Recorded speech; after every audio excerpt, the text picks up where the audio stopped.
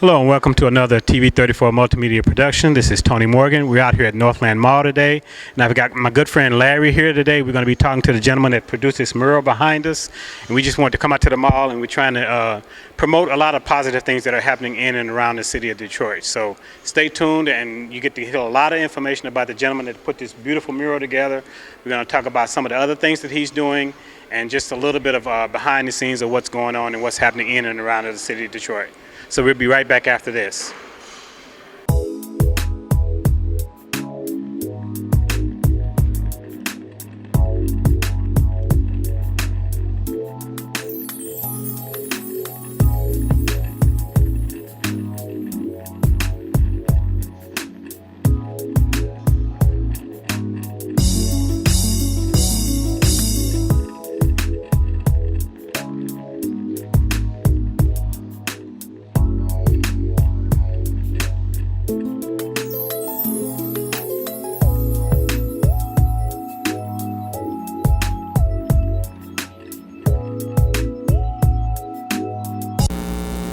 My name is Larry Dilworth, better known in Detroit as Leapin Larry. I'm here with TV34 Multimedia Productions, and I'm going to talk with a longtime friend of mine, Clifton Jamal Perry, better known as Mr. Cliff Note. What's up, bro? Yes, sir. What's going on, man? Y'all right? Yeah, you know, I come out to the mall all the time and I see your great work that you do, and tell me a little bit about your art and how you got started. Well, I've been drawing since I was a baby. I honestly don't remember when I started. My dad used to draw all the time, so as far back as I can remember, I remember him sitting there with me drawing Sesame Street characters, comic strips, and once I started getting good, he kind of stopped. So I pretty much picked it up from there and learned watching other people, and just always been a fan of art. So it's kind of natural with you anyway, right? Yeah, but I mean, over time with practice, I got better. So it's a natural desire to learn, and then, you know, the ability came along with the desire to learn it. But I also understand you went to that prestigious school, Center for Creative Studies. Yep. I went there when I started. It was Center for Creative Studies, and while I was there, it switched over to College for Creative Studies, but Okay. same school. Yep. Okay, and what did you learn there to kind of acumen the artwork that you're doing? I majored in illustration. Unfortunately, none of the teachers there taught airbrushing, and they always discouraged me. They said, you know, they said don't do airbrushing because there's no money in it, but that really didn't resonate in my head because I've been using airbrushing to pay for my art supplies. So I stuck with it and just learned a lot of different techniques in other mediums that I was able to apply to the airbrushing. Just anatomy and perspective and the basic stuff that, you know, you need to make something look right. Basically, tell me what's the difference between regular painting and airbrushing? The main difference is that you're using a brush that's spraying as opposed to a hand brush. So you're not touching the canvas. But you have to be talented to do either one of them, right? I like to think so. Some people would disagree. But some people kind of frown down on airbrushes and don't really consider them artists. What do you think about that? To a certain degree, I see where they would be coming from, because there are a lot of airbrush artists who aren't really artists. They just duplicate what you tell them to do. You bring something in and they can duplicate it. But if you tell them to be creative and create something, they can't really do that without some type of guidance. So to a certain degree, I can see where they're coming from when they speak on those airbrush artists, but me, myself, I like to do something creative with everything that I, you know, work on. So each piece that I do, I like to say I put a piece of myself into it that's more than what the customer asked for. Yeah, but you're a multi-talented brother. Not only do you airbrush and draw, you also did a CD. Yeah, Path to Notification. Yeah, tell me a little bit about the CD and how you put that together, because I actually bought the CD from you, and I'm old school, and I love this CD. Sweet. Because of what you were saying. A lot of rappers, they try to rap, but they ain't saying nothing. Right. You had a lot of messages in here. Right. Tell me a little bit about what Notification what this means. Path to notification is just like a soul searching, just a path to me learning about me. So notification is kind of play on words, cliff note, notification, me being notified of who I am through the trials and tribulations of life. So on the album, I got just a lot of just life stuff going on, whether it's, you know, growing up in the hood, baby mama drama, getting cool with my dad enough to, you know, hang out with him.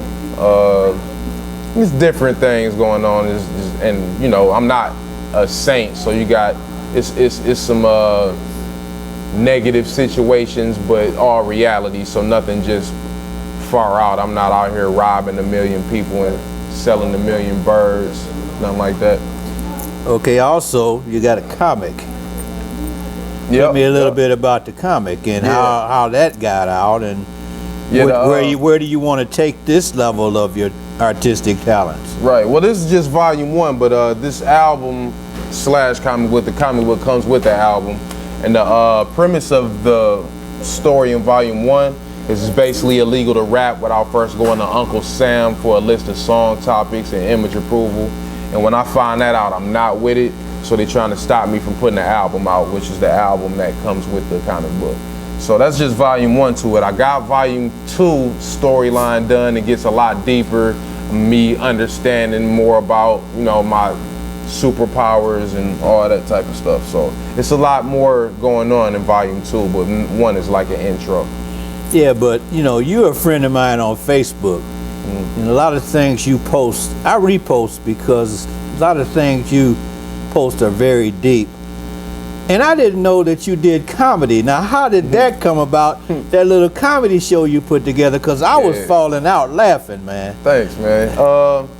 Comedy is something I dabbled in. I still dabble in it a little bit, but what that was, it came about because I was 29, and rappers have a sort of a midlife crisis at that age. You know, you like, if I'm not on by the time I'm 30, I'm gonna do something else, you know. So I'm 29 and I'm like seeing 30, like it's right around the corner. So I started looking into doing something else outside of rap. Actually, I plan on not rapping no more, but the music game was so whack, I felt like I had to come back so I could have something to listen to. But at the time I wasn't rapping, I'm like, let me try my hand at comedy. Because just in school, growing up, and friends, everybody used to always say I should get into comedy because I always crack jokes, have people laughing. So I came up with the Mr. Cliff Notes show, which was kind of like my low budget version of like the Late Show, David Letterman, Jimmy Kimmel, something like that, crossed with Dave Chappelle, because I had a couple skits and all that. And now this was '09, so this was before everything went digital. So everything was shot on those DV tapes, and it was just me and a friend of mine, A-Time McCullers, and he shot and edited the whole thing. We had like 8 episodes done, but doing it on these DV tapes, it got real overwhelming for one person to handle that. So he pretty much edited a couple clips and really like half of one episode, and after that it just got to be too much for him, so just left it at that. And from that point, I still kept writing the skits and comedy, but knowing that it was gonna be a, you know, kind of a headache to get it edited and put out, I got back into the rap because it was kind of asking me to come back. Okay, well, you're multi-talented, and you're a brother that owns his own business out here at the mall. What is it like to own your own business and not have to work for somebody else? Man, it's the most rewarding feeling in the world, man. It's you know, I have to get up and get to work still, but I don't have to worry about the boss cussing me out or you know, just because you the boss. Right, exactly. You still get penalized, because if you get here and the money that was here for you is gone by the time I get here, then yeah, it's still a consequence from that. But it's much better for me to tell myself, like, get it together, than somebody, authority figure, like, hey, I'm gonna make you go home tomorrow and you're not gonna be able to come in and make money. So I'm at a point where I don't feel like I should have to be in a position to have somebody telling me what to do. Okay, Mr. Cliff Note, I want to thank you very much for allowing me to do this interview with you. Thanks for interviewing me. And you know, a longtime friend, I wish you much success in whatever your endeavors are. Thank you. And just keep us posted, and we might do something again. And I also would like to thank my friend Tony Morgan with TV34 Multimedia Productions for doing this with us. He's a dynamic person himself, well known in the city of Detroit, and you'll be seeing more things from TV34, so stay tuned. All right, if you ever need some artwork done, want to grab a copy of Path to Notification, or just need to holler at me, get at me at Aired Out Customs on Facebook. The store page on Facebook is Aired Out Customs. Or you can come to Northland Mall, Southfield, Michigan, Aired Out Customs. I'm right by the food court, directly across Monty Ann's Pretzels. Or you can call me at 313-995-3273. Thank you. This is Leapin Larry. Mr. Cliff Note. And this is Tony Morgan, and thank you for watching TV34 Video Spotlight.